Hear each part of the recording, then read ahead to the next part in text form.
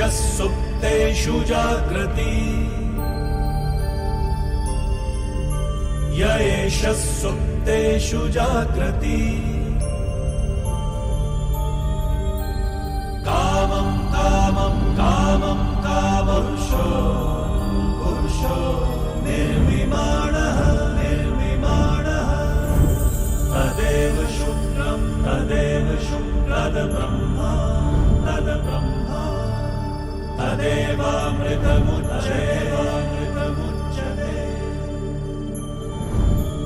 तस्मिन् लोकः शतः सर्वे तदूनात्यपि कश्चन एतद्वैता एतद्वैता एतद्वैता एतद्वैता एतद्वैता एतद्वैता. Good afternoon, everyone. Welcome back. I would say again, I don't know whether to call this a Diwali cracker of a session or the Saraswati Puja session. I think I will go with the Diwali cracker of a session because we have two highly dynamic people who, use the softwares and applications and, AI. Very smartly and who are also very generous enough to share their knowledge in the same also, and they have actually reduced their time of doing all the mundane jobs. I have seen both of them in action. I keep thinking, okay, I need to do something like this, but I never seem to be able to catch up with them. They're always running and I'm like kind of trudging behind them. And they both were very, very generous when I said, let us do an online session where, we tell the chartered accountants how exactly they can verify and be confident that the tax audit report, which has been prepared by their juniors, is perfect. There is always this hesitation we have till the end as to whether what I'm signing, where I'm putting the UDIN, whether there's any small mistake there. And so we decided we'll do a fast track session where we say, okay, fine, yes, everything is all right. Everything is perfect. Let us just put the UDIN and file this tax audit report. And here we have both the senior tech savvy chartered accountants who are going to help us. I just want to share a small joke here. When I was doing my articles and I take the papers, everything was physical then. I'll take the papers to my boss. He'll see everything and he'll say, "Ivlo da irka?" I'll say, "Yes, sir, there's only so much in this." And then he'll say, "No, have you missed out anything?" No, he'll check a few things and he'll tell me, "You do all this checking." And finally, he'll say, Amma, I'm going to sign this. I'll say, "Yes, sir, please sign." "Are you sure you want me to sign?" So, the same doubt today as a chartered accountant, I realized his was actually a very realistic doubt. Whenever I sign something, I'm always having qualms. Okay, should I sign? Should I not sign? Okay. But then we are all taking that particular risk. And we know that, yes, today we have technology to help us and assure us that, yes, what you are signing is 100% perfect. Of course, there may be one or two errors here. And in fact, today I was listening to that one video about this errors which was done by Deloitte in Australia to the Australia government, where around they had to reimburse the 4 lakh Australian dollars fees to the government based on the report which they gave based on a chat GPT. We have two chat GPT experts also here who will tell us how we can actually verify the data which is given to us or the reports which is given to us by chat GPT is error free. So thanks once again to both the speakers for having accepted to come and share their knowledge with us today. And I think both of them have not shared their profiles also. I think because all of us know both of them. Aanand sir did a session for us in the first series also. And Dungar Chand, of course, is known to everyone, and his technology grasp and technology sharing is also very well known to everyone. Thank you once again, both DC, who is, I would say, one of my chairman, and Anand sir, whose products and tech savviness I have seen when I went to his office. Thank you very much. Over to both of you. And friends, they both are going to do it together. So we are going to have a double dhamaka today. Thank you. Today and tomorrow. So the crackers, the what are those shots? Everything is going to be fired by both of them. Thank you very much. Yeah, Over thank to you, both of you. Yeah, thank you. Yeah. So I'll take the lead in starting things and set the ball rolling, and Anand sir will take us through all the technological roller coaster ride, I would say. So I just share my screen first. Start. Is my screen visible? Yes, sir. It is visible. Yeah. In fact, the short form tax audit report TAR doesn't look like TAR to me. It looks like WAR to me. Or probably the every audit season, the toughest time is to close audits on time with the quality also being delivered. And rightfully, as the chairman said, signing off with confidence. When I sign, there should not be any iota or an element of doubt that whether something has been missed or not. And today, I'm very sure with technology, we don't have to even think or doubt about it, because there are things available for us to really go through to see whether those have been done or not actually. So probably today we'll take you through those digital trails which have to be kept, so that tomorrow it is easy for us, as well as if there is any call by regulators or anybody to tell how is it that you have given your opinion or report on, we'll be able to prove it actually. And rightfully, the topic of today, signing off with confidence, taking care of the documentation, disclosure, and digital review. Though the time is constrained when we want to complete the audit, it doesn't mean we can compromise on the quality. So the most important thing is to deliver the same thing, but at the same time to ensure that the quality is not compromised. And of course, whatever errors Revati was pointing, those are errors, I will say, it can be ignored only if they are not material, I will say. The moment if it is material, even if the smallest error, those have to be taken into consideration.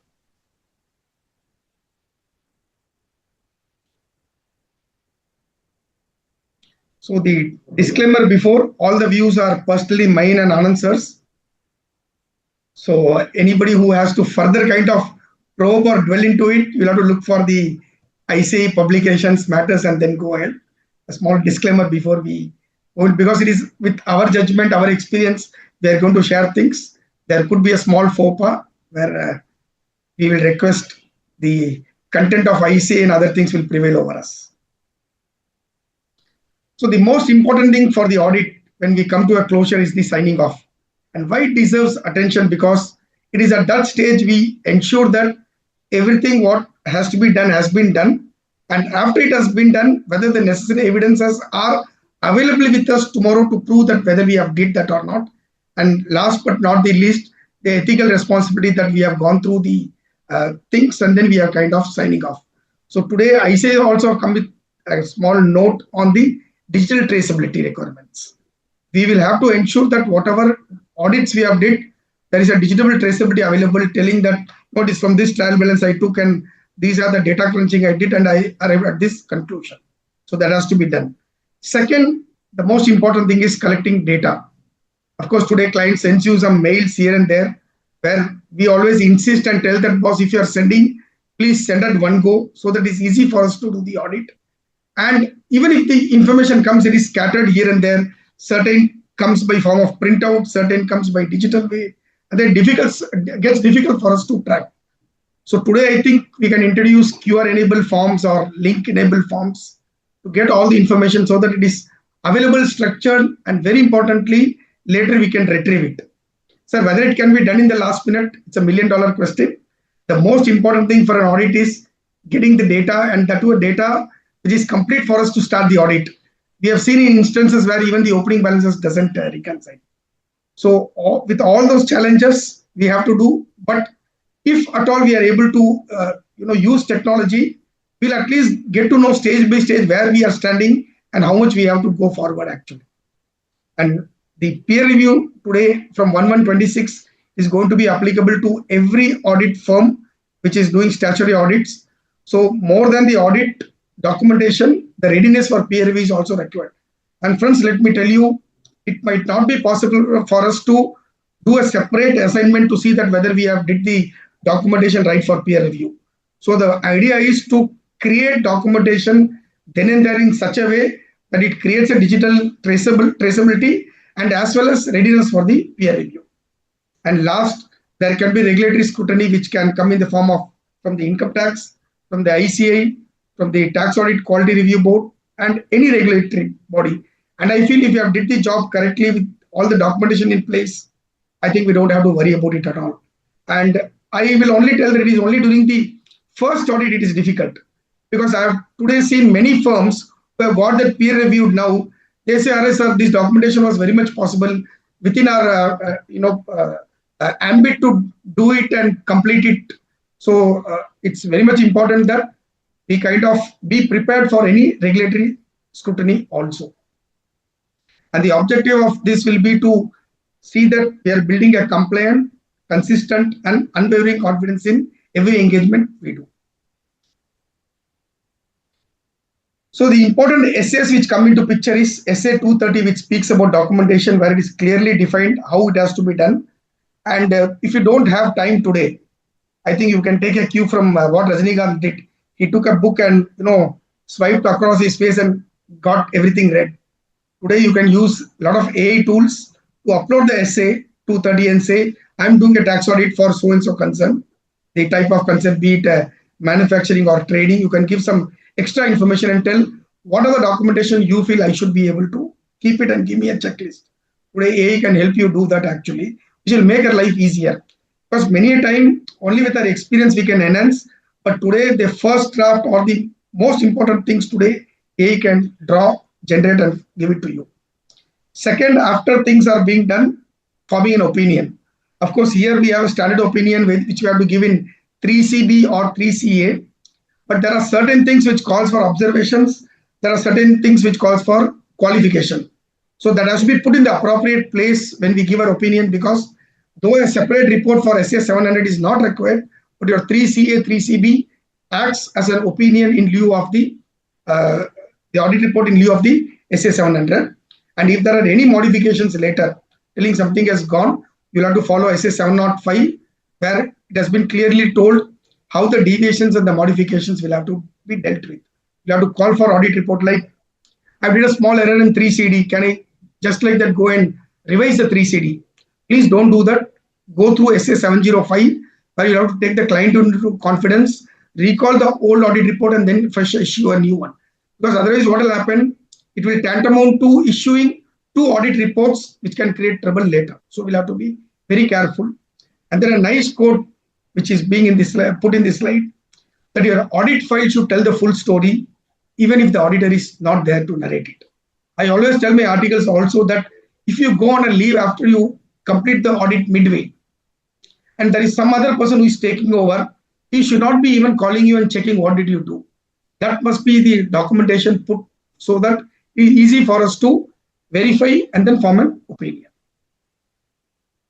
And there are 2 SQMs which come into picture, which is recommended by, not recommended, it is mandated by ICI quality framework, SQM 1 and SQM 2, where the quality is just not responsibility, but see to it that overall review is also being done with a comprehensive approach.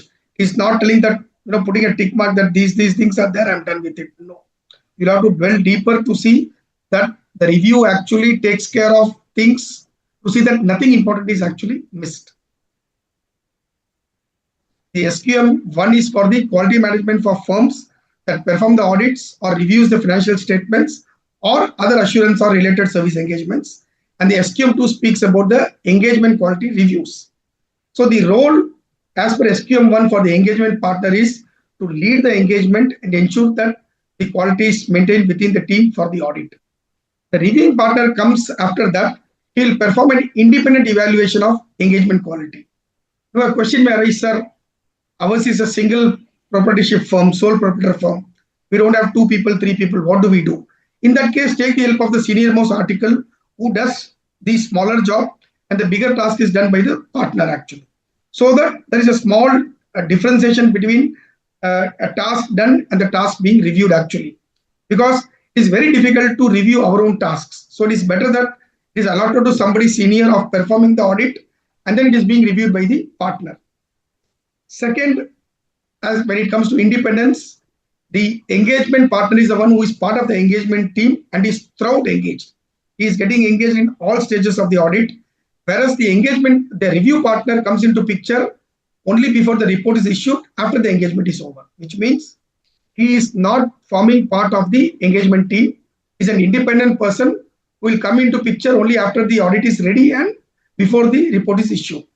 And the outcome is the engagement partner ensures that the quality audit is being executed, and the reviewing partner ensures that the quality assurance is being done before the sign off.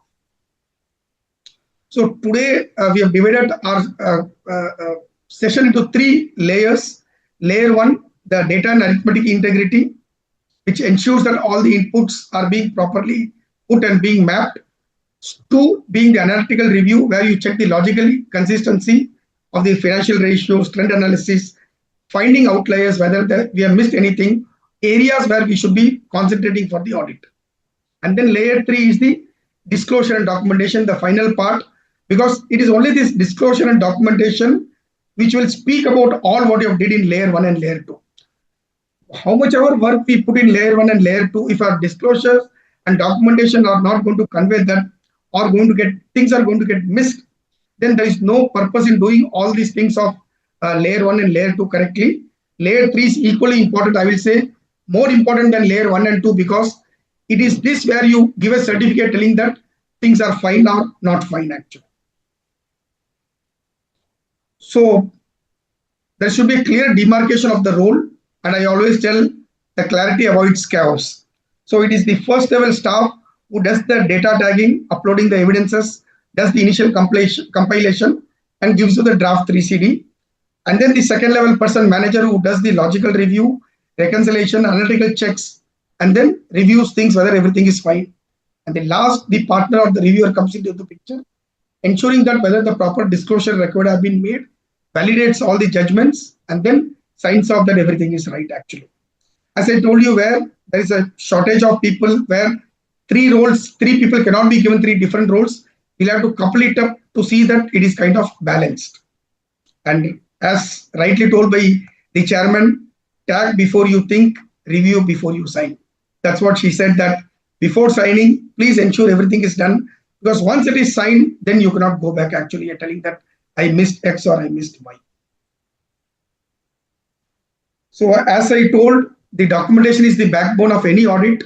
The difference between the bigger organizations and the smaller organizations, what we have seen is the smaller organizations actually do a lot better job than bigger organizations, because there's 1 person or 2 people who knows what is happening and what is not happening. But when it comes to documentation, they generally miss out. They miss out telling that, no, I will take care after the audit is over, or maybe I'll do it in the free time, and then nothing happens, and then we get on with the next one. So it is very much important that before the signed papers are given to the client, all the documentation what is required to be taken is available in our file or not actually. And we must all know that SA 230 gives 60 days of time for all the data to be assembled actually. It's not that today I complete the audit, next day every paper should be ready. It is, we have been given 60 days time as per SA 230, and I think which is far and fair enough to compile and assemble things to see that all the information is got and kept in the file. So some common errors which we should avoid when we write points for clause to clause in the form 3CD to arrive at the conclusion. Generally, there are a lot of inconsistencies with ITR and financial statements. Many times we have seen what gets in the books, some adjustments are made genuinely, and then that doesn't get captured properly. So one way is to keep a digital track that this is the trial balance we received, and these are the finalization or closing entries which were passed on our BS actually. And please ensure that all the closing entries are passed at the client's end. And today with technology and remote tools, it's very much possible that things can be passed to the client and before the sign off. Sir, we are in a dire need to close the audit, but it's not possible for us to pass on all the entries. You can do it in a reasonable time, but ensure that all the items which is there in the trial balance and the closing entries which are being there are being properly mapped to see that you know what are the changes that is being done. And second, a lot of things get opened up in form of queries, but doesn't get closed due to insufficient explanations. So ensure that for whatever query is raised, the query can be raised by normal audit of trial and error, or by using the AI tools telling that these are the exceptions or these are the areas I should be looking into. And ensure that those the deviations, the replies given by the management are recorded and put on your record. And wherever possible, try to get the written confirmation rather than the oral confirmations. Even if there is a necessity that you get oral confirmations over a period of time, compile it in the end. If it can be for forming part of management representation, nothing like that. But if you feel, no, these are smaller things, I don't want to put in MR, take two-way stand telling that these are the confirmations we received from you, and these are the management representations which the client will have to give. And the third is missing quantitative data. 40 AIA, 43B, 269 SST. Many a time, the quantitative data itself is missing, and disclaimers for these kind of points is generally advisable not to be put, because these are the places or areas where things can be quantified, and the income tax department have given a trust on the chartered accountants to perform this duty and give the information, because it might not be possible for the AO to get into all these things. So these are the errors which we should be avoiding when we are doing the tax audit. Okay, apart from the internal things which I do to complete my audit, how can I use technology today to get the confirmations of banks and your debtors and creditors?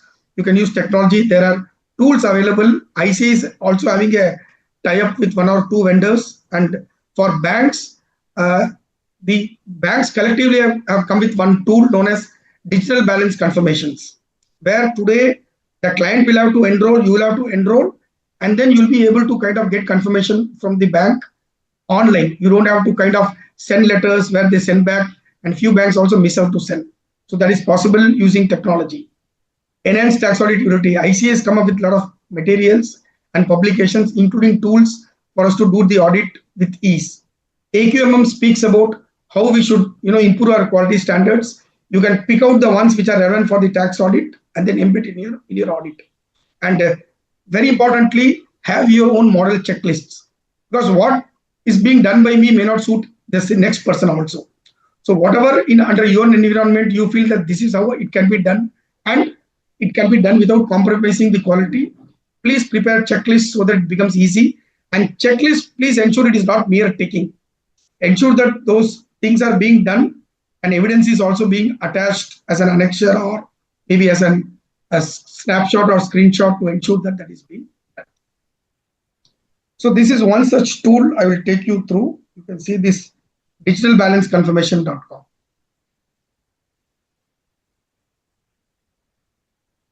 This is a tool where NESL and other banks have come into picture. I'll just share you the screen of once you log in, how it looks. Yeah, you can see this is the, once you create a login where you'll have to give your individual PAN, the entity's PAN, and your email ID. The moment you give, this will generate a dashboard, and you can add the auditing. Yeah. Yes, continue. Yeah, you can add the auditee and then ensure that the balance, whatever you need for the clients, you are able to get it here itself. And right now, only 4 banks have come forward to give their balances. I think it's one Canara Bank, Bank of Maharashtra, Punjab National Bank, and one more bank actually. This is the screenshot from cmpbenefits.ica.org, where there is another app known as click2confirm.com, which also helps you to get the balance confirmations and digital confirmations through email, where the tracking becomes easy. If people are having their own internal way of doing it, nothing wrong. But these kind of apps will help you to reduce the load of doing the mundane jobs in a tougher way than the by making it a bit easier for us. And then one more thing which we wanted to highlight before you is a lot of good tools developed by CAQ, Center for Audit Quality. So I've given you the link also for the Center for Audit Quality. This PPT will be sharing it through one of the Google Drives. The link will be shared in the end. You can make use of it. Here you can see tools and utilities developed by CAQ, where there are checklists for certificates, utility on engagement letters, and then very importantly, utility for determining materiality. So there is a video link as well as the Excel link given. This is all through one of the forms which you have to fill, and the link will be available for you to download. However, me and Aanand sir have also given this as reference to part of our material which can be used. So these are the tools which are developed by CAQ. So for delivering a quality audit, I will request everybody to refer the ICI publications. Of course, we cannot read the publications in the last minute. It has to be read well in advance. No, sir, I have some doubts in certain points. What do I do? There's nothing wrong in taking the help of ICI GPT or your own GPT or your own AI to take care of things. But only one caution I wanted to give you is, please take care of the confidentiality. You cannot put the client's information in the AI tool, and later if anything gets kind of disturbed, you also can be put into trouble because of the confidentiality breach. So Aanand sir will also cover how we can take care of the confidentiality yet take benefit of AI. And we have shared all the links which will be giving in the end so that you can take benefit of all what we are covering today and tomorrow. So finally, the data flow to complete the audit is the data input where you have to collect and compile, which have to be started well in advance. And even if not started well in advance, we can always put a structured way to collect the data. To the verification layer, which I told, the 3-tier review, where you collect things, review things, and then document it in the end. Third, disclosure mapping. Whatever has been done has to be properly disclosed, as I told, documented, and then finally reviewed before you go for the digital sign-off. So they say a good audit is not about being perfect, because nobody can be perfect, only God is perfect. So, but it is about being traceable, explainable, and defendable. I think if you are able to do it, I think that is what I will call it a good audit, rather than trying to perfect things which might not be possible given the constraints, challenges, all what we face through in our professional phase actually. So over to Aanand sir for the practical aspects. Aanand sir, over to you. Thank you, DC.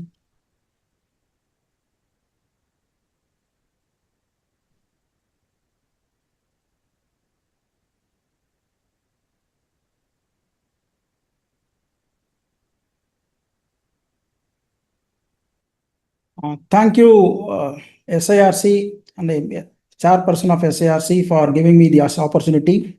And thanks, DC Jain, for a nice intro on the subject, so that we can jump directly into the how we can leverage the digital tools to complete the audit at a shorter point of time, and also get assured that whatever we have done is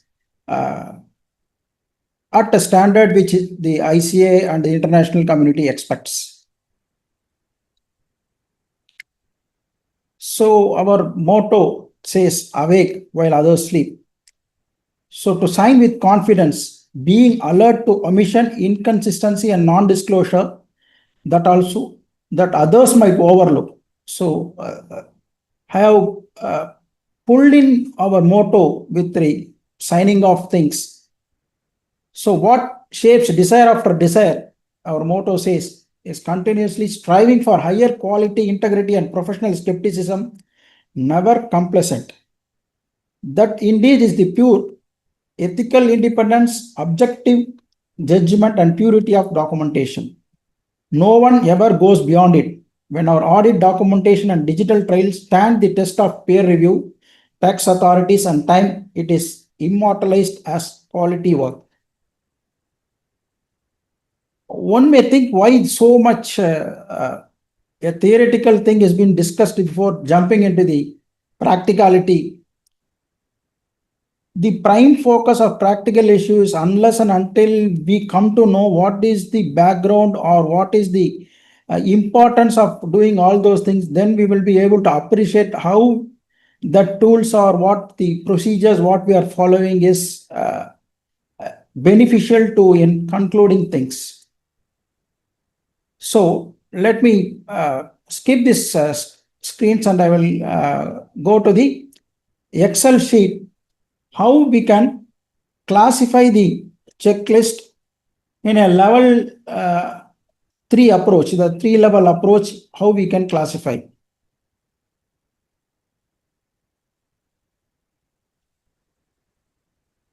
So is my screen visible? Yes, Excel? Anand sir. Yes. Yeah. If So possible, you can zoom a little, sir, when you are covering. yes.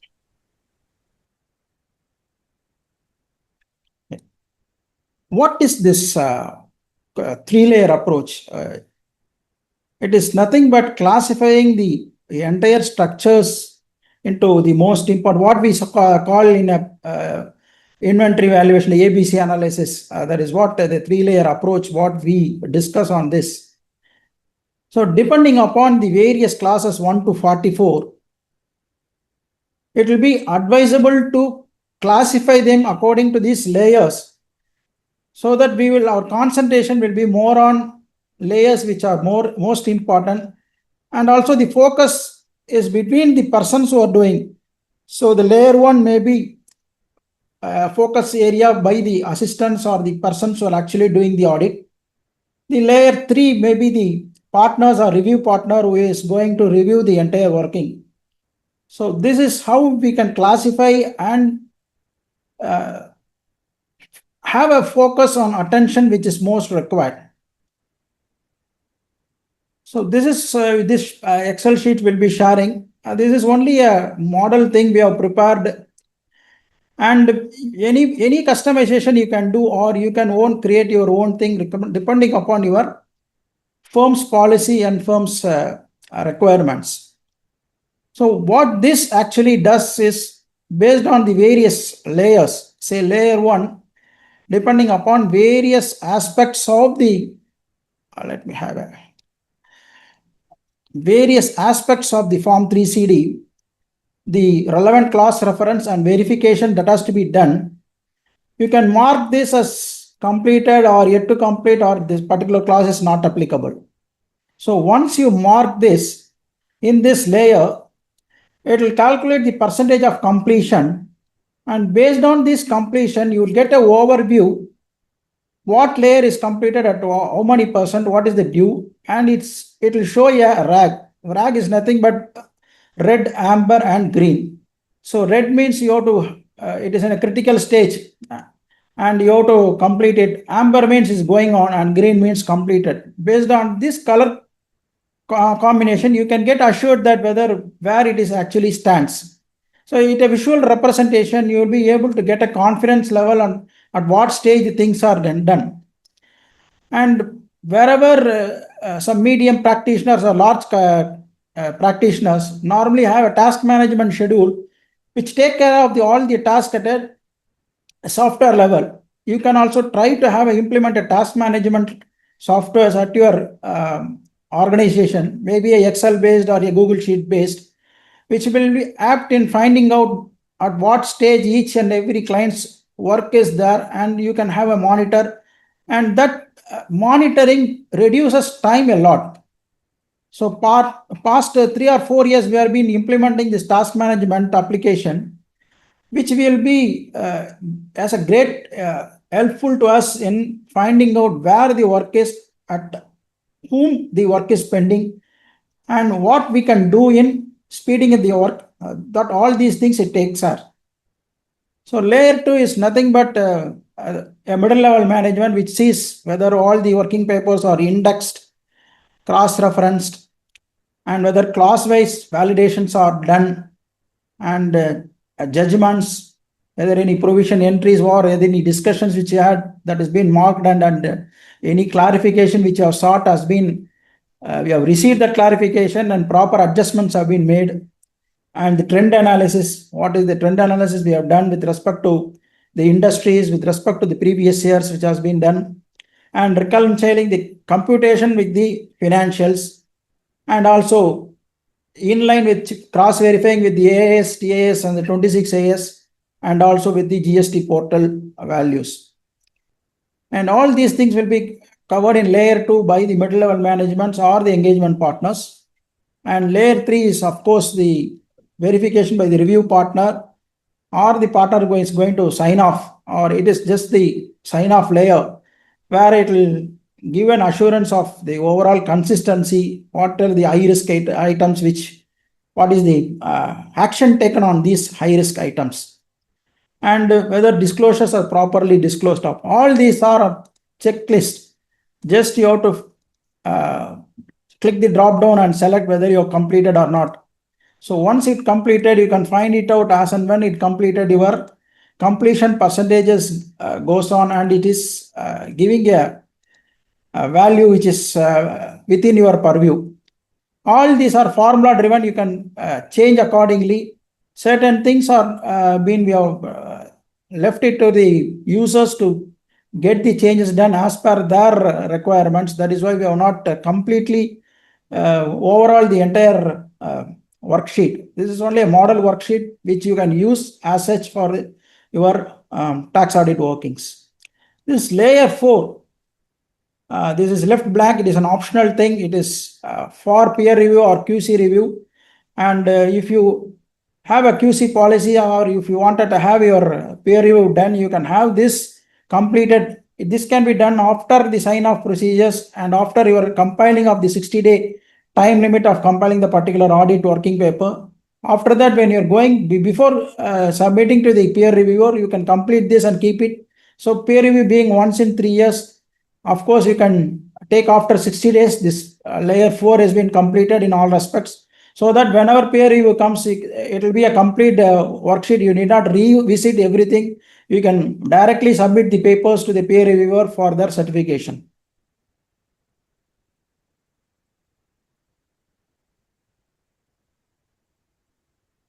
Now I'll show you the next worksheet. This is not a sign-off worksheet, but this is a model worksheet which has to be done during the audit. Since this is a sign-off, I am not going in depth, but if you have been able to maintain your working paper in this order, this particular worksheet I have prepared based on different worksheet, a single Excel file. Those who have a different architecture, say they have a bigger clients whose each and every verification runs into multiple Excel worksheet, they can go in for a folder-wise structure. The same sheet-wise data can be arranged in folder-wise, and they can put all the details inside their folder according to the requirement of the particular client and volume of the client. So the first sheet will take care of the client's master data. So few things I have marked as with dummy data. So once you have your own data, you can fill it up. And the second sheet with respect to trial balance, mapping of trial balance with the class references of tax audit classes. This I will also demonstrate how you can use AI in leveraging mapping of the class references. All these things, when we see on a first hand, we will see that you have to enter so much data, how time consuming all this will look. But in the next day, tomorrow session, we will see how we can use the AI and other digital tools to automate all these processes so that our working time is very minimal and with a high quality. And this is the mapping of the various financial statement section with the trial balance and the ledgers. This normally we do in preparation of financial statements, though that working paper can be tagged here so that you need not recalculate this particular sheet. Similarly with fixed assets, whatever fixed assets working you have, you can tag that fixed assets here, or you can have a direct link to that particular sheet. Again, at a TDS disallowances and 43B disallowances, where you capture all the items, the amount, the status, and the remarks. This is only a way of presenting the working paper. So you can customize it according to the clients and your own firm's policies. Again, reconciliation of GST.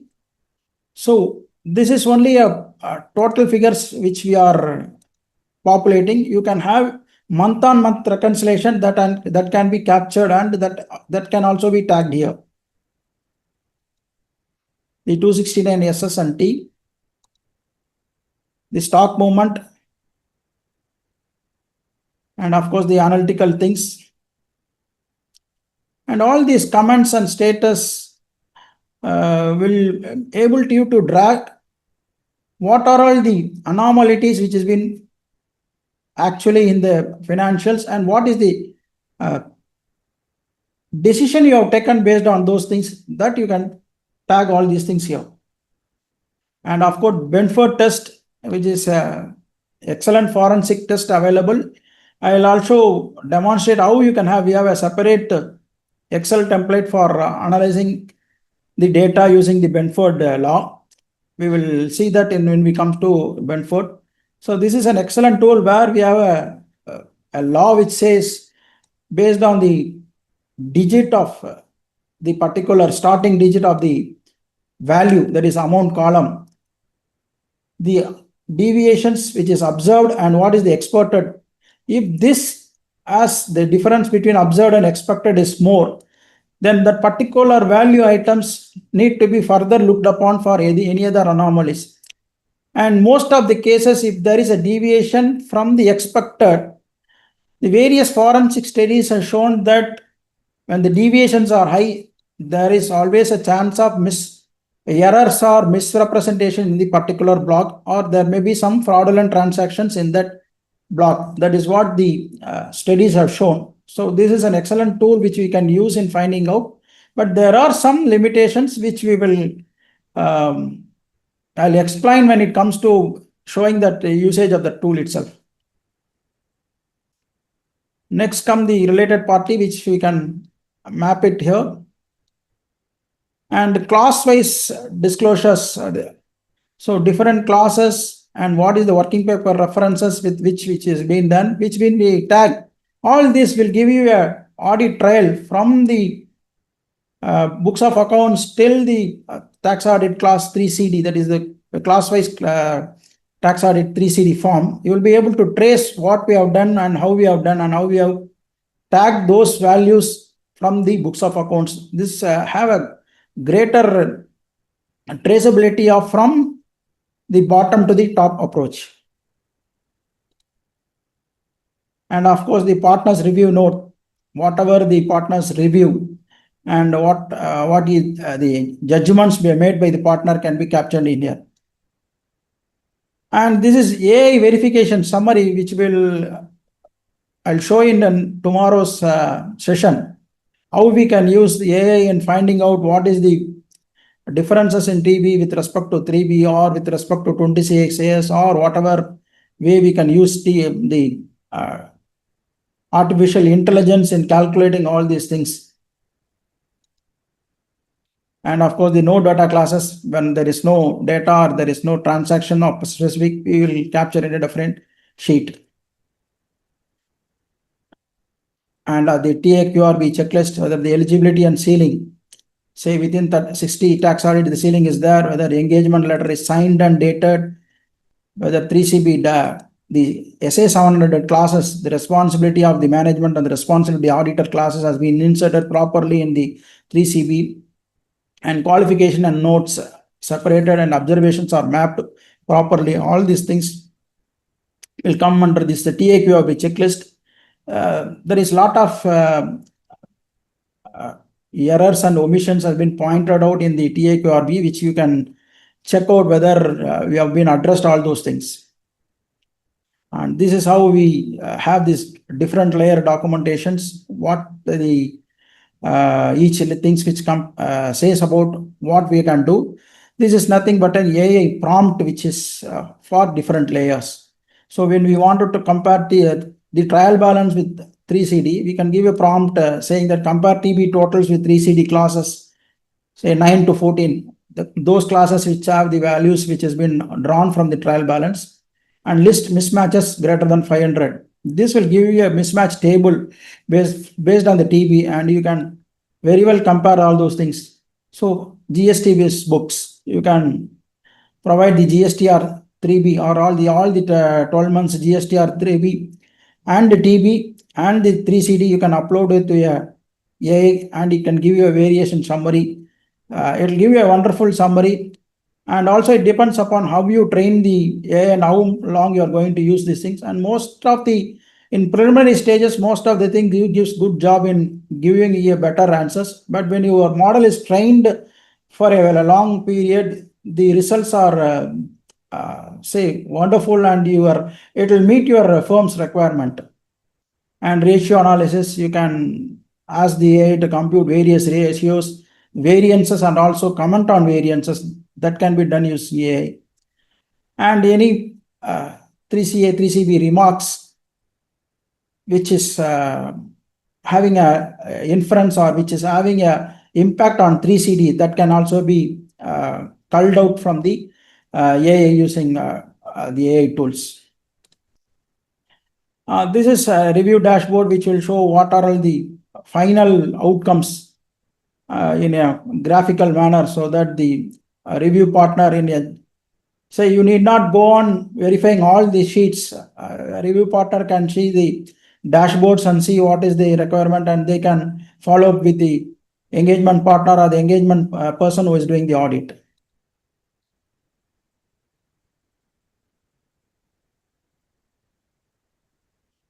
Next, we will move to another working sheet, which I have prepared for linking the 3CD schema with the various sections, classes, and disclosures which we have made using the layers approach. So this schema reference, so this is schema which is as per our JSON schema, which has been published by the IT department.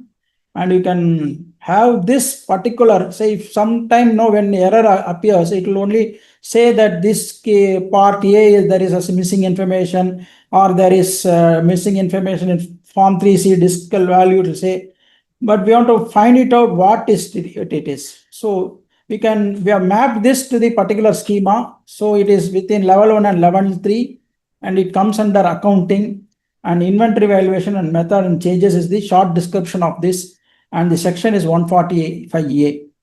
All this is possible, this mapping and where it comes, how we can map all those things.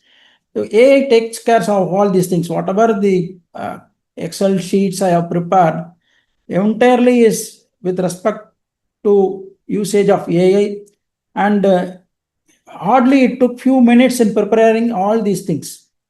Of course, the training has been taken place for more than 2 years, but the result is now within say 2 to 3 minutes. Whatever the prompt I have given, the Excel sheet itself, it has been prepared by AI, not the individual item wise I copied and paste. I have not done any copy paste. The hands-on Excel sheet has been prepared by AI. That is how the power of AI you can use. And there are, of course, there is caveats in using the AIs that we will cover in the tomorrow's session, how we can use AI effectively and without compromising on the data security, and also revealing our client identity. So class-wise, if we want, we can have a class-wise, layer-wise, schema-wise, source mapping, and we can also have our working paper tagged with who's prepared and who checked. All this checklist can be also be used, so that whenever we comes across any errors in any of the tables which has been in the tax audit form, we can very well identify from where the source is, who prepared it, and how the verification things are done, and we can easily cross-verify with our working papers. This is mostly will be useful when you have a very large client where the data itself runs into multiple pages and you have a large scheme of data. And this tagging will help you in identifying that things mostly when it comes to scrutiny assessments, when there is a mismatches or things which is being done, no, we can very well identify where the error it is, whether how we have addressed that error, whether it is within the purview of the say materiality, and how we have disclosed that, and how whether the disclosure is opt with respect to the requirement of the law. So whenever you fill this, you get the exceptions report, which is the pending exceptions. All those things will be captured. All these are formula driven, and you can use it if you fill this class verification. The pending exceptions are auto calculated, and you will get a layer dashboard up to the what is completed and what is not completed. And so far, what I have showcased 3 Excel files. People may think, are you using this Excel file? This question will arise in most of you. So when I say whether I am using this Excel, no, I am not using this Excel. This is Excel files have been prepared for the simplicity, in taking into matter the simplicity in which you can use it. So what I use is, personally, we have an in-house AI running within our office premises, which takes care most of the confidential information. And also we use Copilot, the Microsoft Copilot, which is assurance level, which is giving of the data is not shared to anybody else apart from using our own organization's data. So we extensively use Copilot, which reads our data, which throws any anomalies, which gives us how to proceed, which also creates these working sheets also. Instead of formula driven working sheets, it gives you the working sheet which is printable and which we can have a store it digitally as a PDF versions. So all those things we are using that, but everybody will not be able to have that expertise in using the Copilot version or the any other self-hosted AI things. That is why we have prepared all these Excel sheets, that so that you can have a glimpse of this.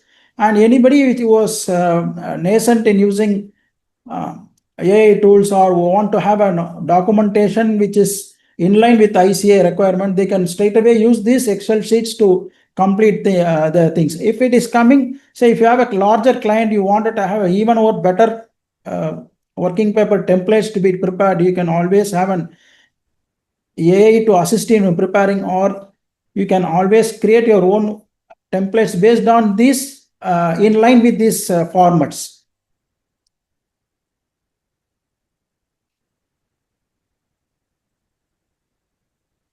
Now let me have one more thing which I'll show you.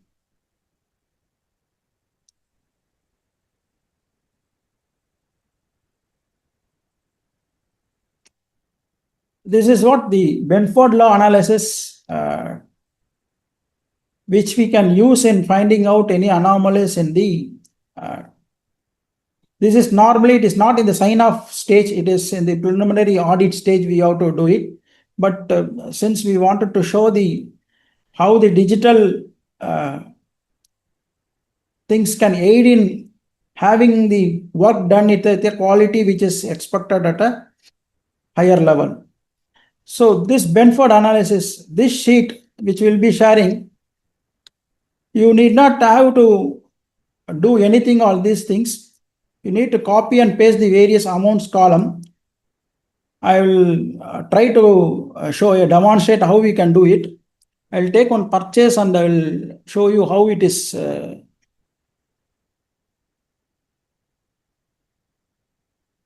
From this purchase register,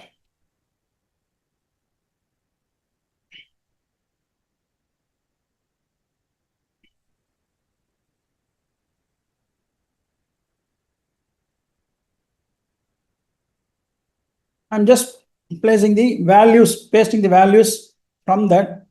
So it auto calculates the first digit and it will give you the Benford analysis here. You can see what is the first digit starting with 1. There is 113 counts. The actual is 29.66% as per their formula. and the 30% is what the expected, and the deviation is 0.44. So the deviation where it is in red color, it is minus 1.82%.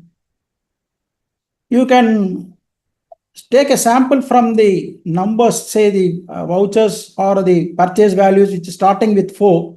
You can take more sample from this area so that we can find out whether, as per the Benford law, the deviation which is Benford law shows, we have mitigated the risk in that particular area. So starting 4, it seems there is minus 1.82%. You take a higher sample so that that risk is mitigated. The Benford law says that there is a deviation, and that deviation, by selecting a higher sample, I have mitigated the risk. So based on the outcome of the vouching or the outcome of the verification of the purchases, you can always take a call. But by selecting the sample on this minus 1.82%, you can always have a risk mitigation measure that you have taken. Also, you can club this with your materiality figure, which you have calculated, the tool which is being given by ICA, the Center for Audit Quality, which we will be sharing. You can find out the materiality in this, say, digit 4, starting with 4. What are all the purchases? You can also verify with respect to materiality. If that is all that values which is within that materiality level, you can check, verify those values, and which is immaterial, you can ignore. Like this, you can have a realistic and more scientific sampling method applied so that your audit process will be very minimalistic and very scientific and based on some good working papers which you have.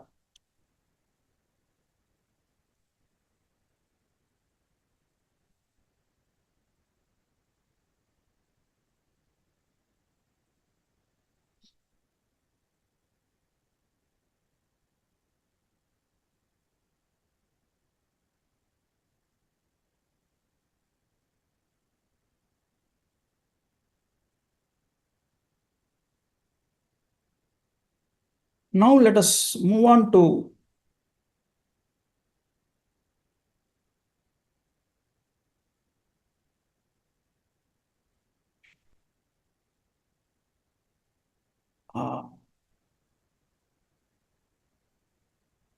I'll show you the materiality working sheet.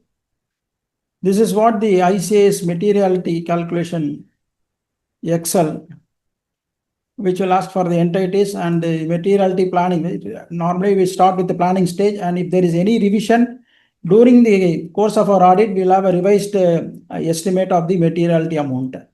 So at planning stage, what is the type of engagement, whether it is statutory audit or a review, limited review, or it is for a special purpose, we can select that, and we can always have who is prepared and who is reviewed. And based on the engagement, you mark the risk level and the weightage.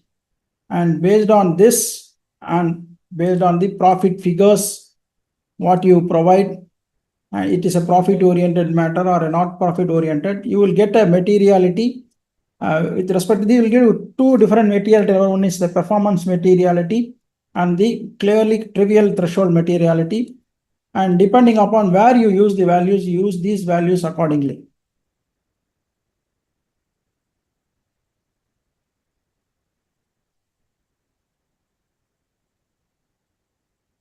So these things we have covered.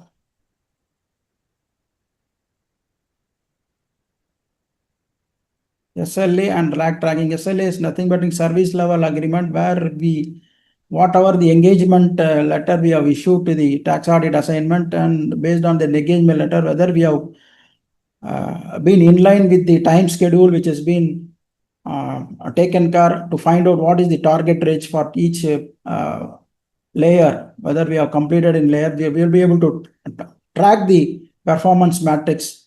Once you have keep in place this performance matrix in the task-based performance matrix in your organization, we are able to find out what is the exact time it has been spent on each and every client.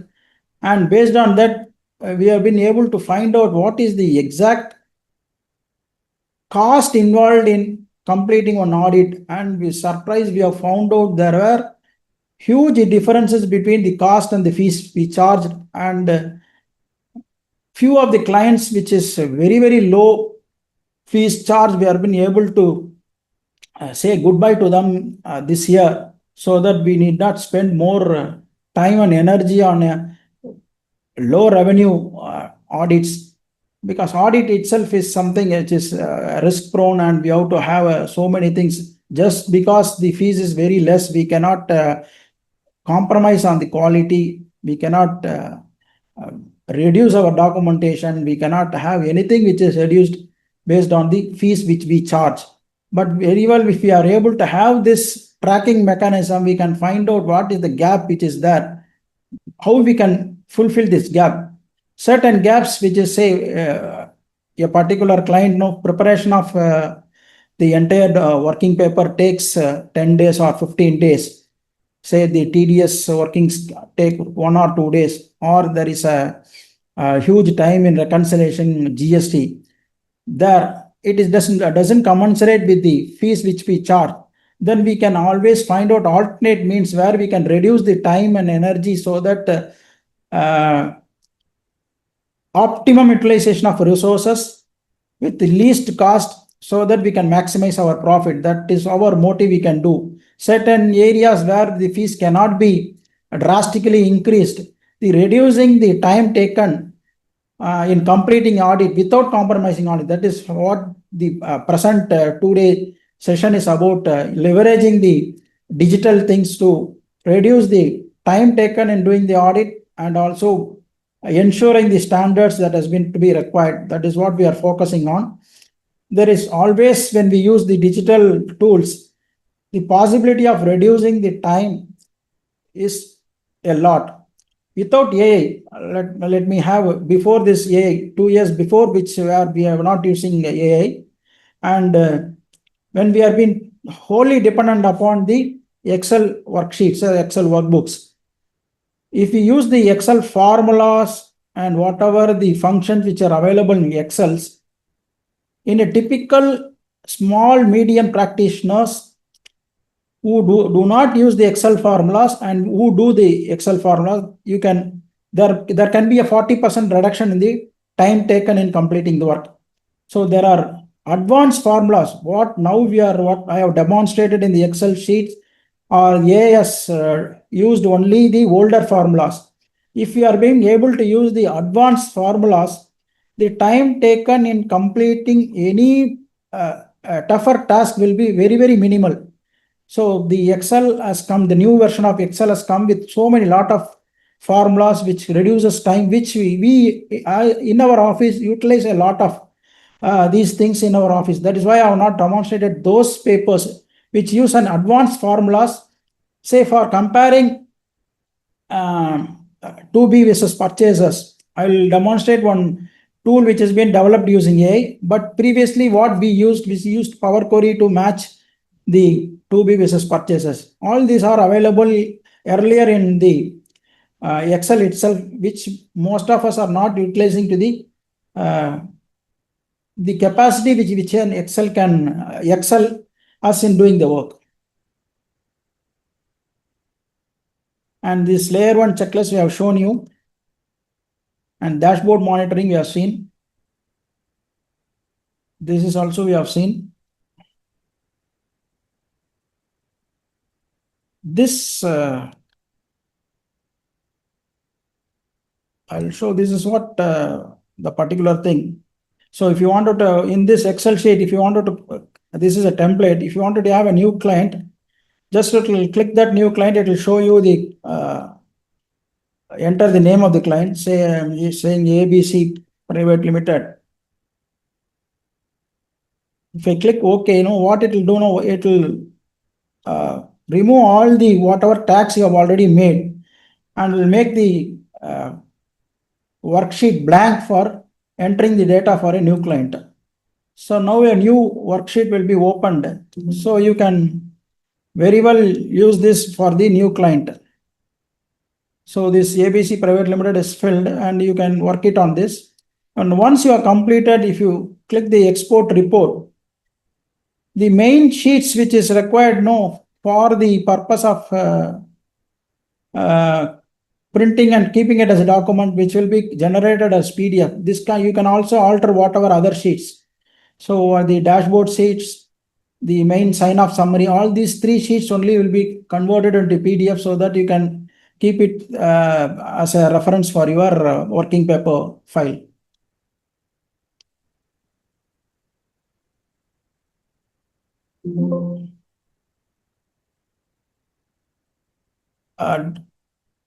DC, can we move on to the next session?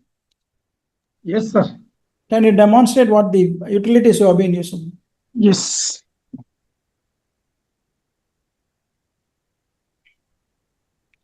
We'll start with the trial balance mapping. Yes, sir.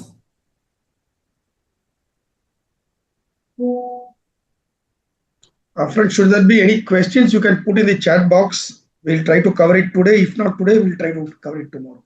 And all these presentations, PPTs, contents will be shared with all of you through the Google Drive link in the end today.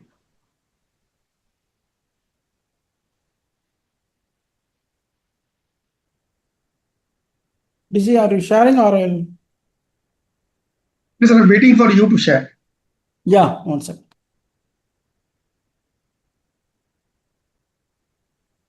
Yeah, the screen visible? Yeah. Yeah, this is a GST reconciliation template, which is created using an AI and which is fully functional as a web application. That is, it will not have anything. It runs inside your folder, inside your browser, and it takes care of all these things. So I'll demonstrate how we can use this. So you choose the purchase file and the 2B file, which is once it is been loaded, there are various parameters. You can say you can fix the tolerance, say less than or equal to 500 rupees. And you can have a rounding method, nearest rupee or paisa.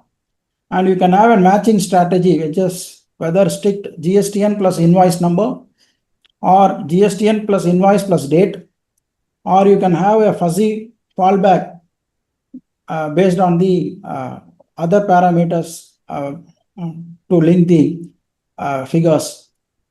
So say once it has been done, next part is mapping the various fields.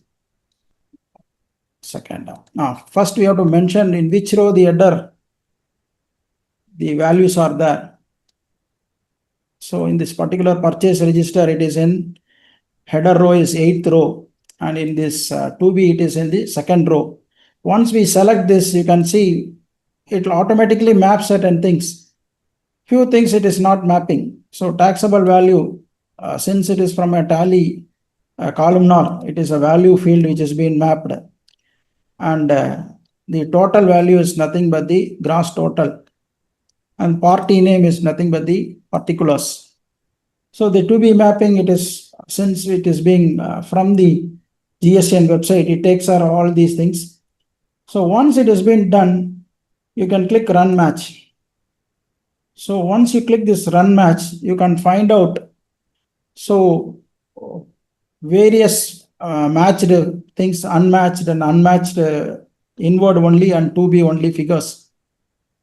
I think there is some thing I have missed it.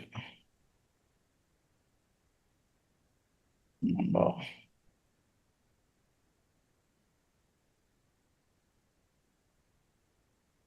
Okay.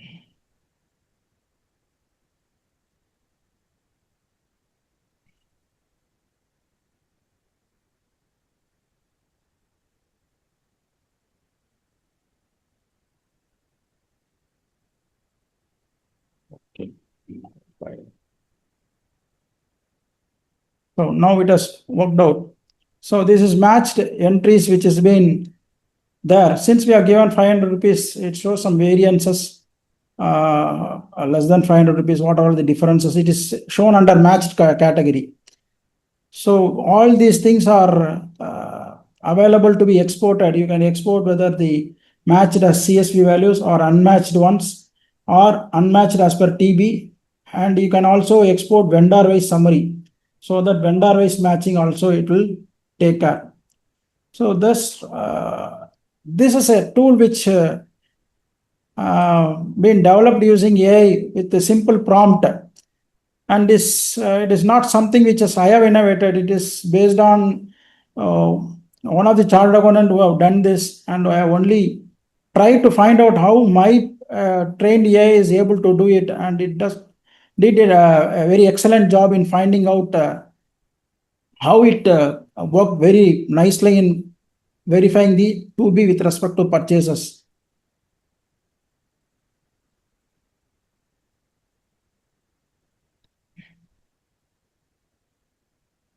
I'll now show the TB mapping also.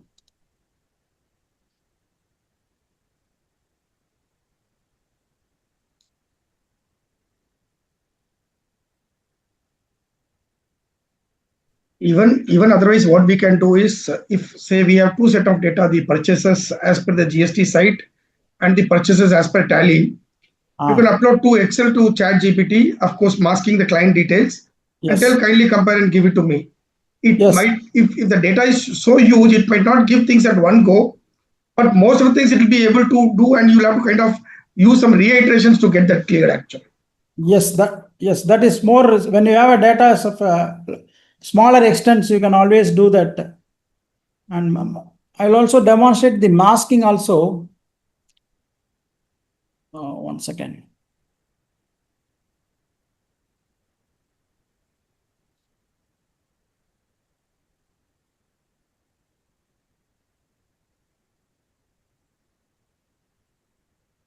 And today, a lot of AI tools can take Excel, PDF, Word as an input file, and output file you can demonstrate whichever way you want. You can tell, no, I want in this. It generates in that same file which you want.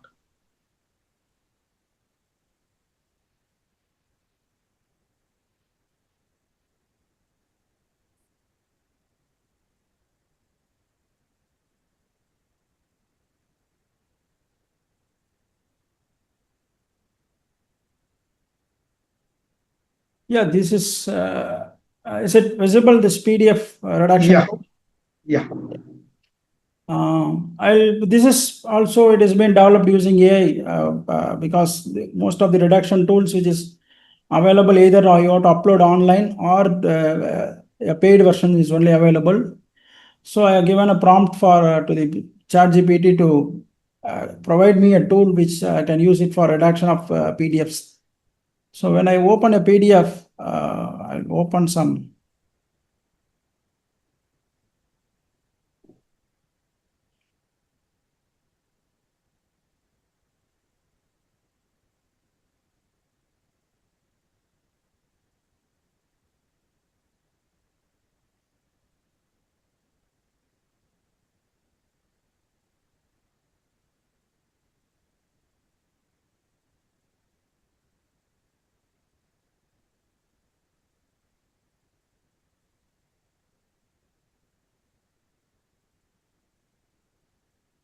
So I'm opening the GSTR1 of the client.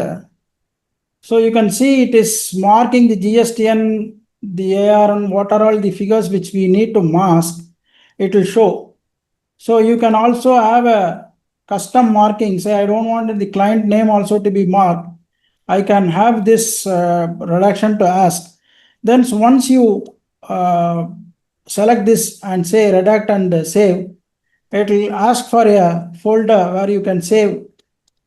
Once it is been saved, it has applied 7 reductions. So once you save this, I'll open that saved file.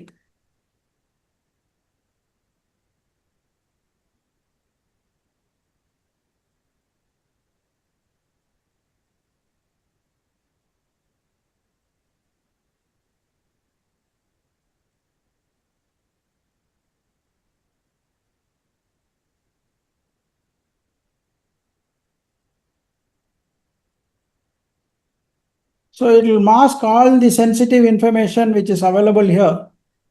It is the informations which are masked are based on the various patterns which we have.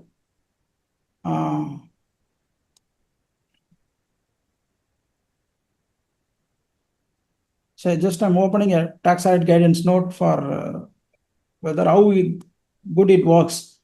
So apart from the patterns, it is redacting this email, phone, mobile number, PAN, TAN, GSTN, social security number, credit note, IP addresses, all these it will map. So if you wanted to have, it has to select some other fields also. I'll show you. I'm going to select the institute chartered And accountant. select city, sir, New Delhi city. City.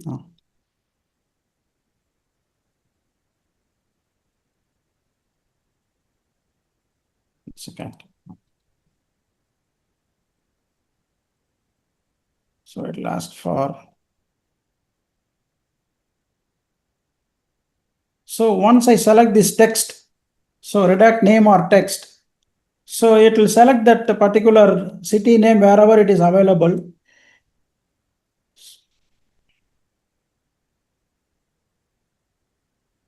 So already since we have selected the email, it is masking the email, and wherever the city is been shown, it will redact all those places where the name we have selected. So you can add any number of text. Say I wanted to add one more text, say which says ICAI. I can add and redact. So wherever ICAI appears, it will select that also. So by using this tool, what you can now, whatever PDFs you are having, you can redact, and then you can upload those redacted file to the AI so that your confidentiality is kept safe, and you can also very well leverage the high capacity of AI tools.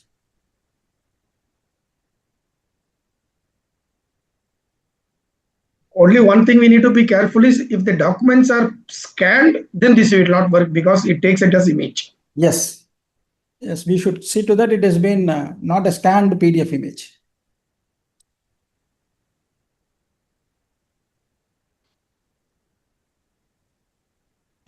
DC, you can continue, DC. No, I wanted to only tell, in fact, I don't have a dummy data for this 26 AS matching and this tally data. See, now the easier part is you can download the 26 AS from the income tax site. Probably tomorrow I'll show a demo on that also, where you can download the data of 26 AS from the website of income tax and download the data from the tally of the TDS receivable. And you upload both the files, it will be able to match and give you. Only thing is, you'll have to reiterate 2-3 occasions because there are possibilities it might not understand in the fullest way. And many a time what we do is we generally extract in PDF format or easier readable format in Excel. The best thing to do is download it in HTML or text format. The moment it is there in text or HTML format, the crunching of data and viewability is more better actually. So probably tomorrow I'll come with one example, and then another one is that management representation that we will cover it tomorrow towards the end actually.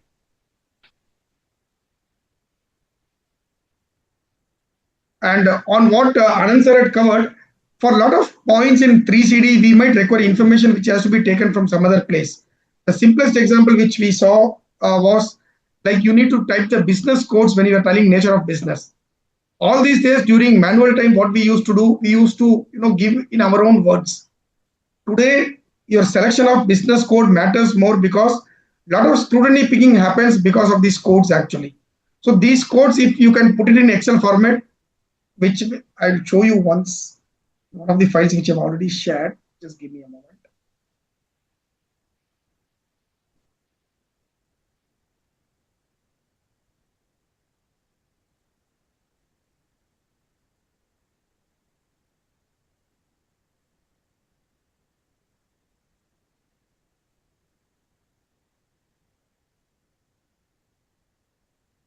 So this is a 3CD checklist.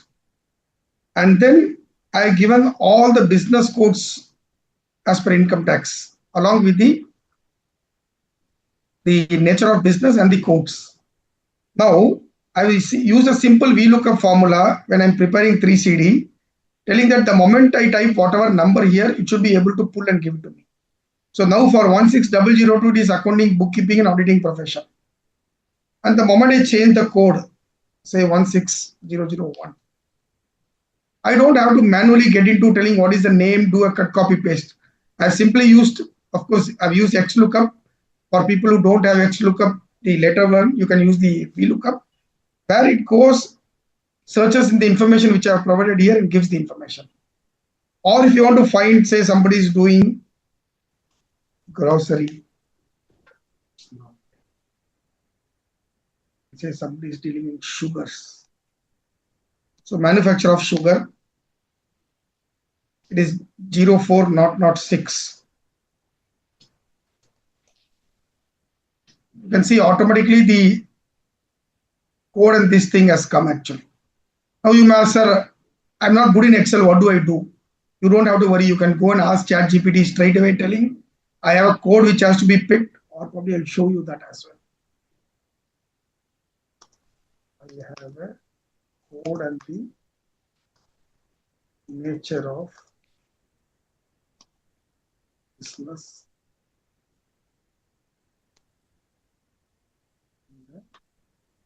Excel sheet.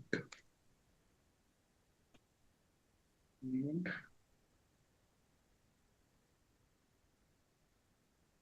copying the sheet name, and I'll give the information. The code is given in C column and information is available in B column. Where codes is in C column. Nature of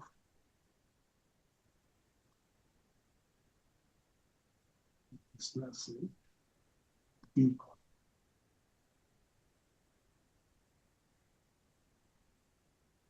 Based on the code entered, I learn the nature of business to be displayed. Cell followed by the code in brackets. And don't worry about the spelling mistakes. Today A is smart enough to even correct those.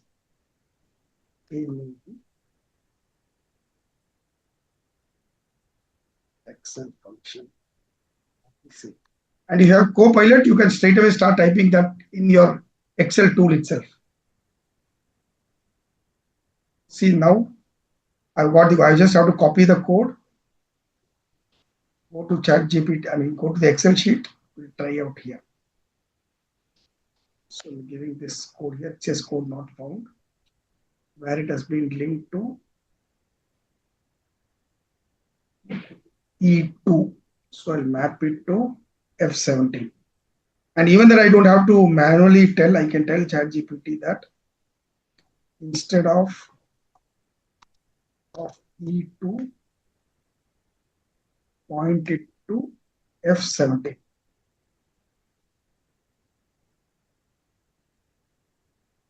So the function has come. I copy it.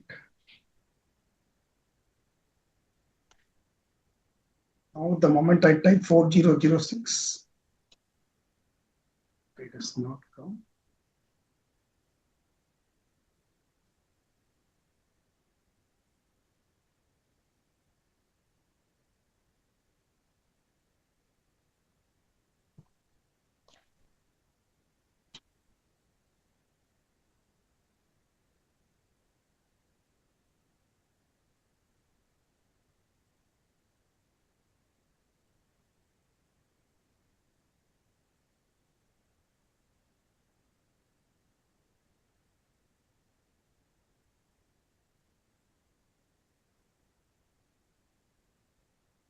And one good thing about ChatGPT is it tells you what it is doing actually. So now it has given another code. Let us check that.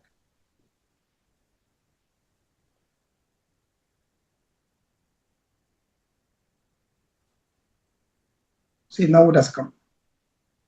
4006. Same thing.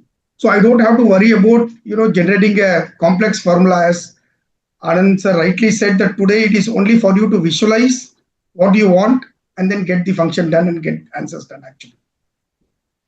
So what this formula would have taken at least 10 minutes for me to do a trial and error, map it, select the link, do it. I'm able to do it at ease today actually. So likewise, whenever you are trying to create templates, it is better you link it up with things so that by mere selection of things or mere typing of things, the results come actually. Like in many of the tools where, if the comment is positive, you can say what the comment should come. If it is negative, what the comment should come actually. So things become easier. You don't have to even select to manually, pick things which might get missed during the times of finalization.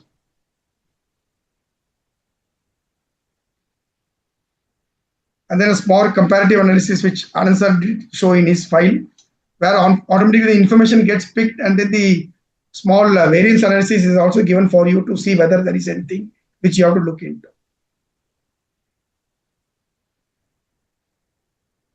Yes, sir. Over to you, sir. Yes, sir.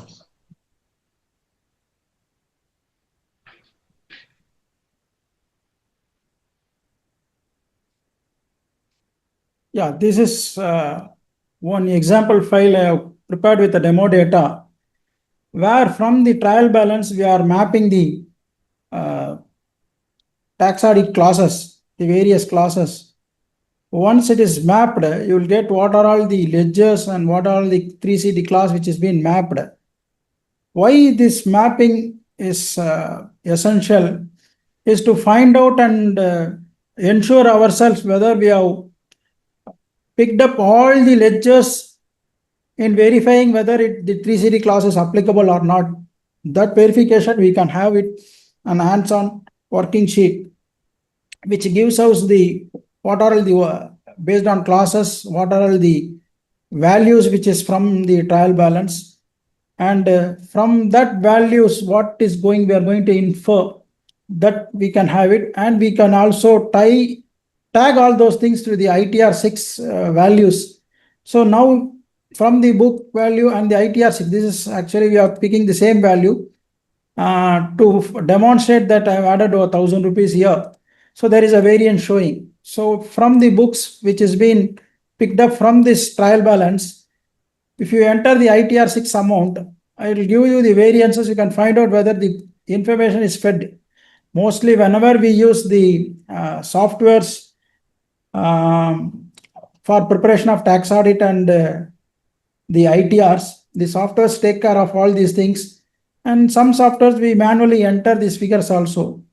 In this, when entering at the last moment, we may end up in some errors, maybe some figure juggling errors.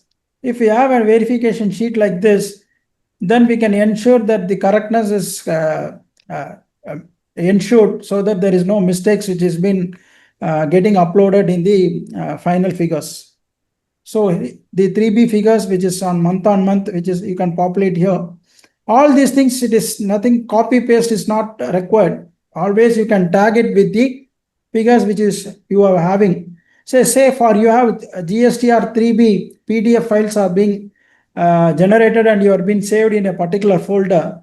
You can always have a Excel template to pull from using a Power Query or using your Python script, or if you're using any other formulas, or you can have a web application being developed by the AI itself to consolidate from the different files. Say 12 months file, it will pick up the GSTR 3B turnover figure and it will give you a table.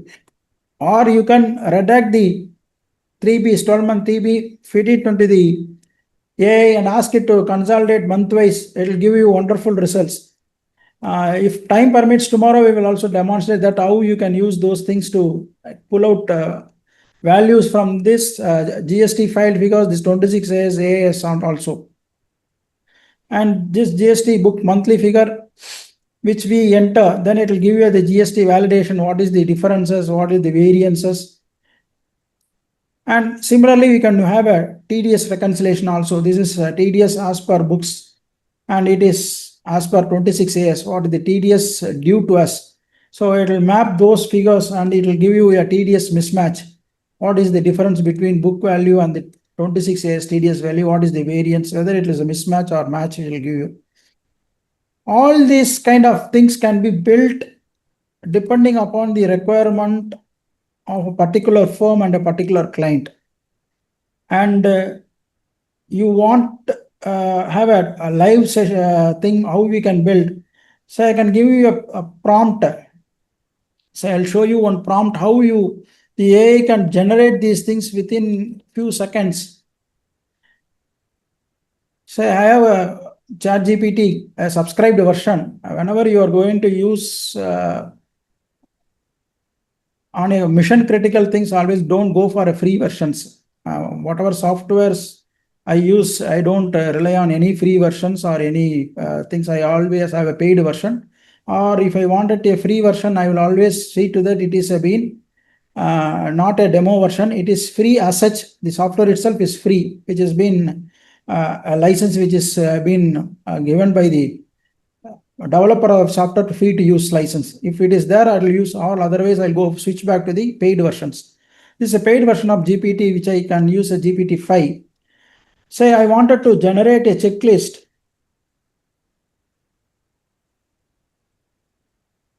for tax audit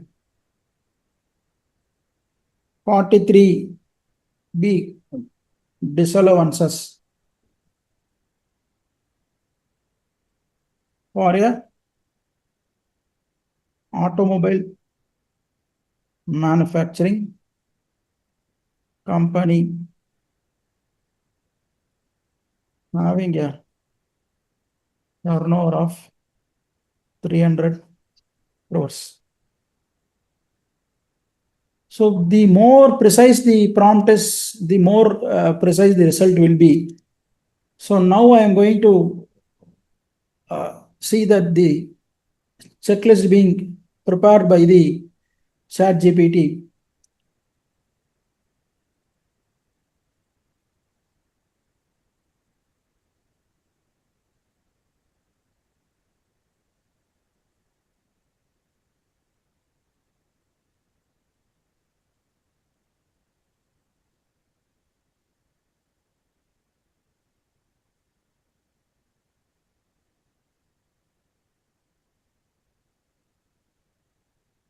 Since most of the ChatGPT things I have been using it for having documentation purposes and for the purpose of peer review documentations, mostly when since it has been trained now, wherever I give the prompt now, it will give you the reviewer partner sign off, and wherever things are being when it's mentioned that it is for me, it will automatically use my firm's name and all those things will be auto filled.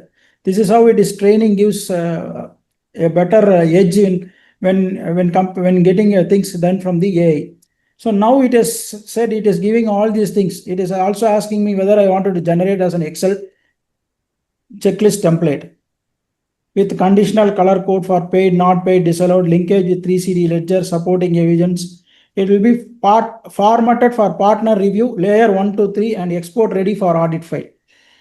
So all these things it is taking it granted based on my previous prompts. So say I wanted to generate this checklist. I can also ask it to fill with some dummy data for understanding. So now it started Python coding. Normally when we talk about AI, the Python is the background. So we need not know how Python coding is required, but we should have some knowledge on Python, which will help in generating the appropriate prompt. And whenever we generate any program using Python, there is some errors coming, we can always rectify that error. Now you see it has generated the Excel file.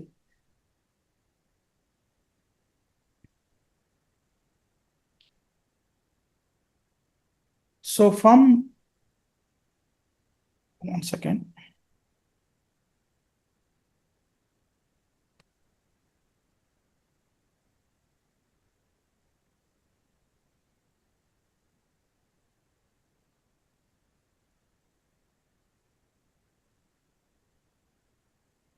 I think some error has occurred.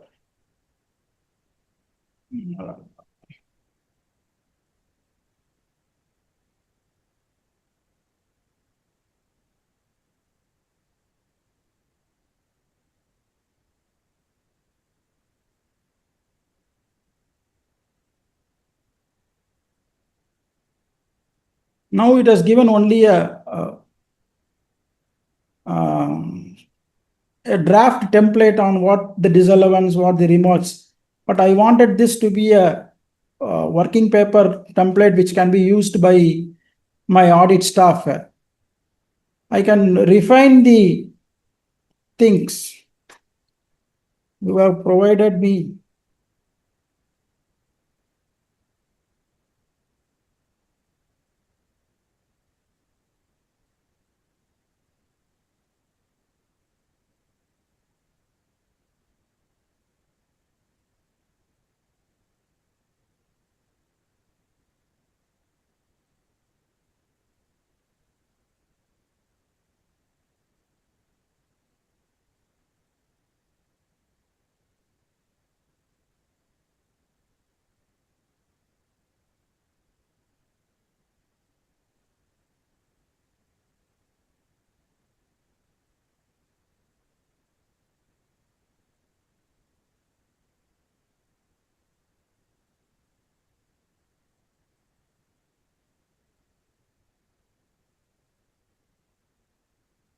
Giving some more prompts. Sometimes you can give a prompt and tell ChatGPT to enhance the prompt. That also you can do. Whenever you find it difficult to draft a prompt, you can ask ChatGPT itself to draft a prompt for yourself.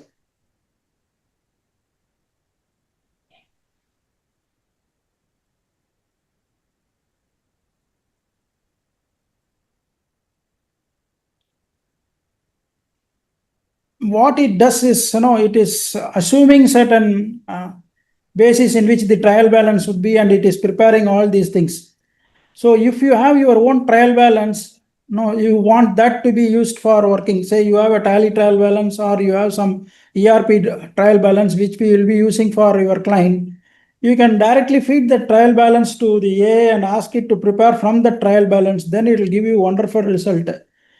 So now you see, since which I have been asking for my client, it has also giving me a footer branding for my firm name. So now if I say yes, proceed, it will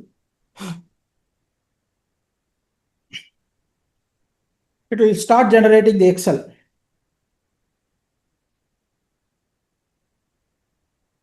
So what was there a couple of months back before the GPT-5?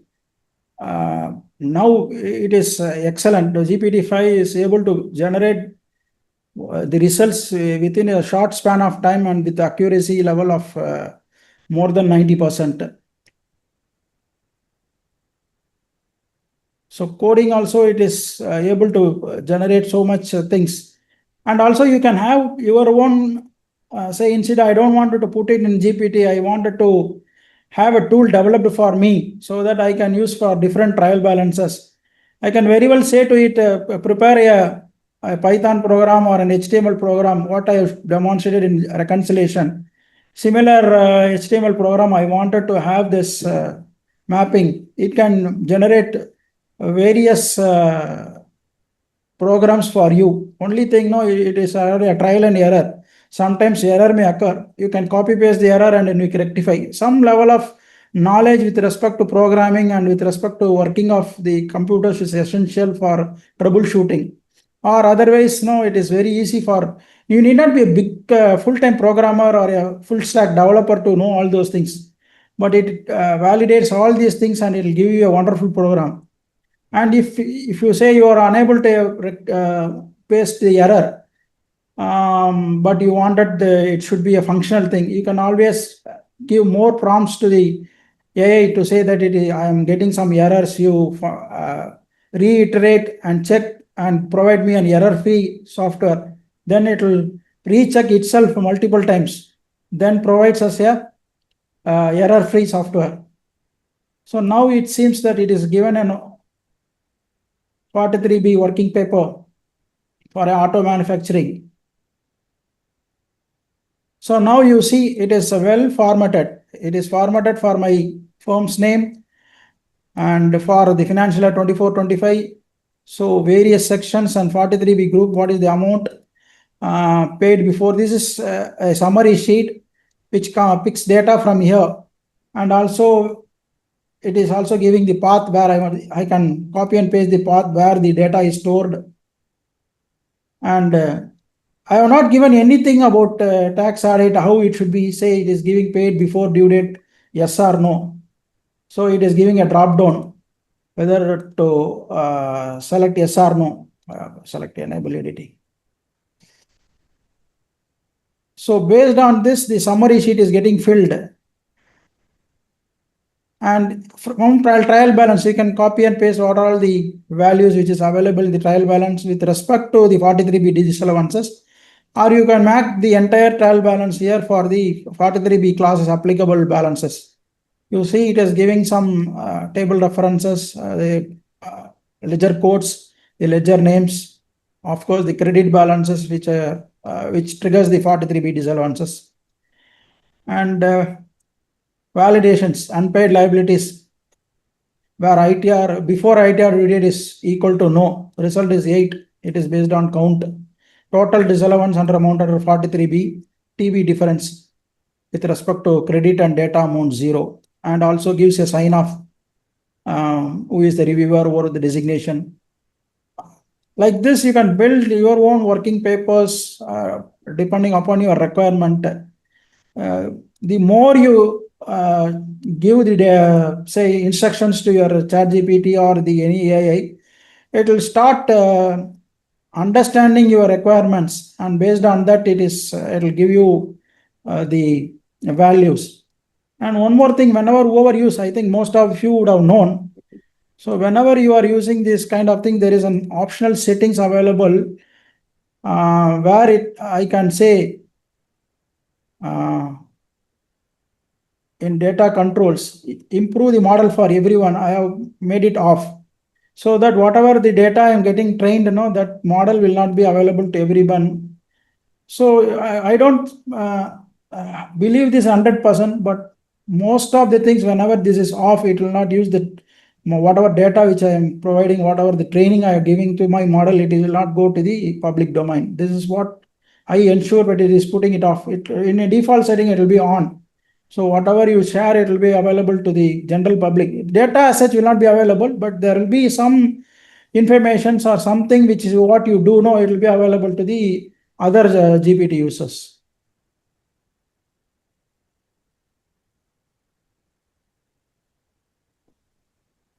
So any questions the participants can ask? Right now, nothing has come. If there are any, we'll take it. And tomorrow we'll cover further things about creation of GPT, and probably this TDS and 26AS match will come with some dummy data and show how things can be reconciled. And generation of MR automatically, that we will cover tomorrow. Okay. So we'll share the link with everybody now regarding the material. It is just 1 second.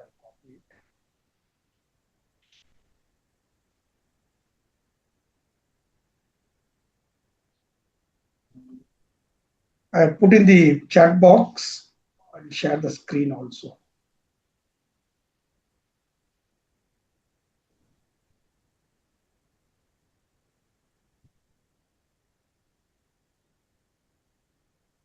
bit.ly/44ab sign SIGN, all small letters.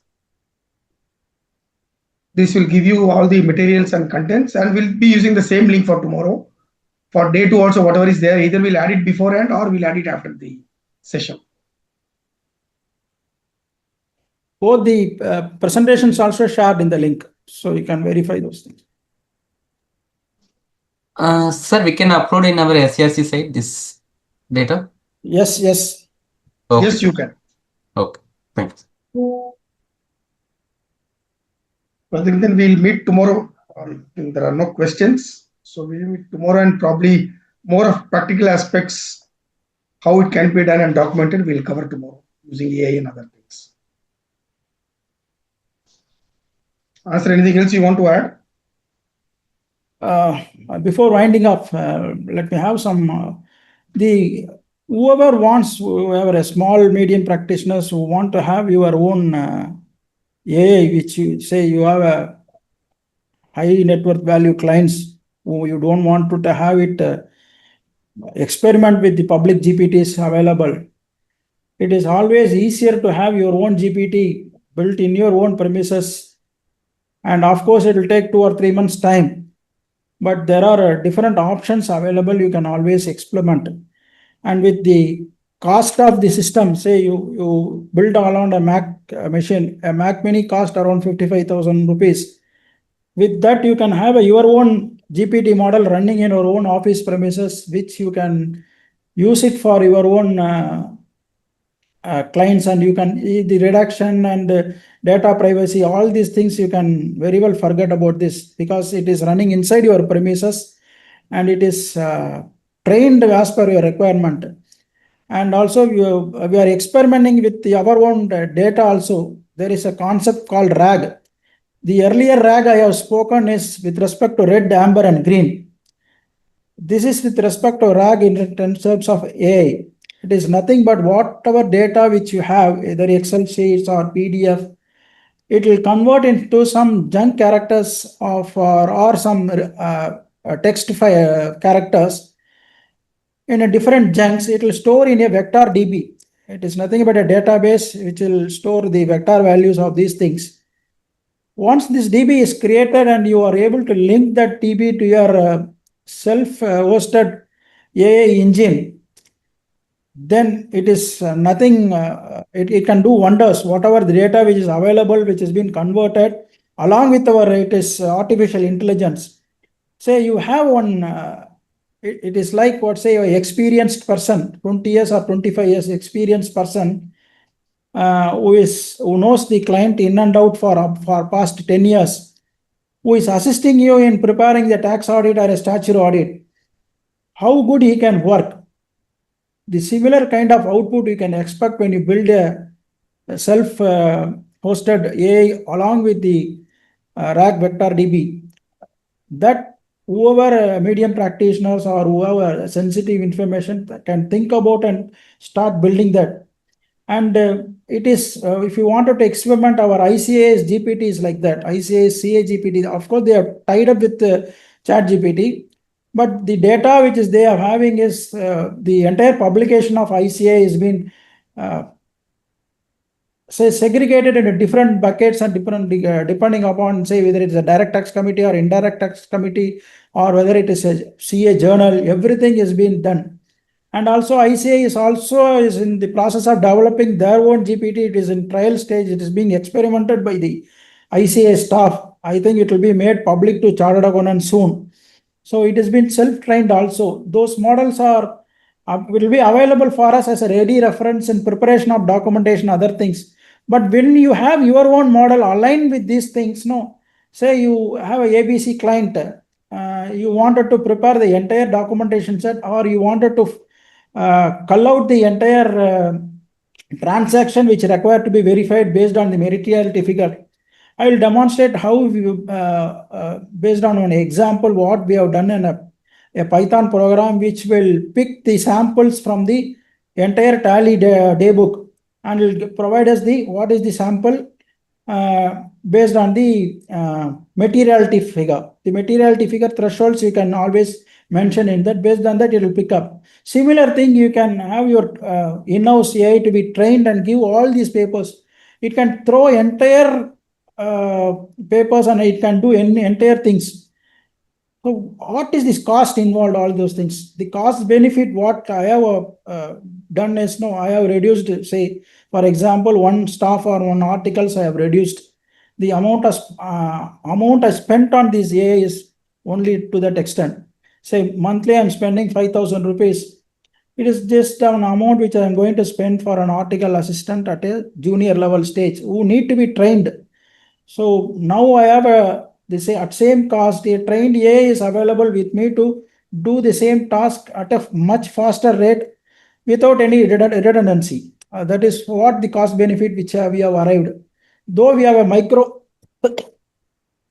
practitioner in terms of volume, the amount of AI and the digital tools we leverage makes me to have a extended free time to work upon other things. I can spend quality time with family. I can do something with my fellow professionals. All those things, the extra time is available to me since I have started using this technology. So those who are wanted to have even more better things, I don't want to go for the AI. You can go with the Excel, the Microsoft 365. If you go with Microsoft 365 Excel, the amount of formulas and other things, if you do, you need not know formulas. I have started learning most of the formulas as DCS shown so many things which I have learned when I used to take classes. Like that, I have learned Excel formulas from so many things. Now you need not do all these things. I say I have an Excel 365, go to ChatGPT, say I want a formula for this. Then the formula will be generated by ChatGPT and you can have it. So if you're going for a Copilot version of Microsoft, you need not go and type the formula also. It will type the formula in the particular cell and give you the results. And now in the latest agent mode of Excel, if time permits, we will demonstrate it tomorrow also. The agent mode can say if you want to create a projection for 5 years, you can give a parameter. It'll give you an entire projections with formula driven, entire thing in a couple of minutes. That is the power of AI, which has been going on at a faster pace. And if my predictions are right, after 6 months time, the AI will get a common sense knowledge which will drive it not to the human level, but it will have a level which you can compare what we have been able to do now. So whatever things which we can give as an oral instruction, it will be able to understand in the right perspective and it will be able to generate. So tomorrow, if possible, I will show you untrained model of AI, untrained model of AI, the same question, how it varies. Then you can understand how the trained model is done. So if the artificial intelligence coupled with the common sense, the training itself, it will get limitation. It will be limited. You need not train that much because the common sense will prevail. No, it will not understand in what context we are asking. So simply now the RAG which I have been talking on, 2 RAGs we have been talking on, one with respect to the red, amber and green, another respect to the augmented thing which has been available in AI, which is data conversion. One AI is giving right ChatGPT, which I have been training, it is saying the red, amber and green. Another is talking about the RAG, which is there. Similarly, I asked for the ICA's publication. So it is giving one IA which is not trained, is giving an ICA not of Institute of Chartered Accountants of India. Another is giving the Institute of Chartered Accountants of India. This is where it differs. So when common sense prevails, it will be able to find out what exactly you are going to convey. Or trained model, what it will know, it will understand. Already it is getting trained. ICA means what in my ChatGPT, if I say ICA, it will only talk about Institute of Chartered Accountants of India, nothing else. If I talk about SAS, if I say only SA, it will only point down standards of auditing. So like that it is trained. If I say SA in an untrained GPT, it will give something else. So this is how training and untrained will come. We will all discuss all these things in tomorrow's session. Go to DCU. You can give your concluding notes. Yeah, I think today we have given just the first gear and second gear of things, and probably tomorrow we'll go to the next balance 2 gears where we will cover other aspects. The whole idea is to make things easier, and if we plan things a bit in advance, it's possible. And of what we are going to cover, I think certain things are possible even if we start from tomorrow. Not that you have missed the bus. It's very much possible that we can do things.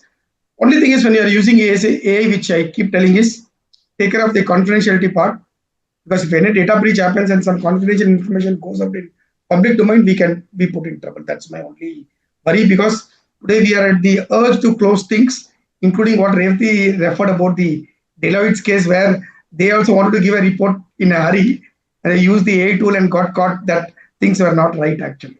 So end of the day, how much ever AI or technology you use, the professional judgment and our own applying of things will prevail over it, which has to be looked into.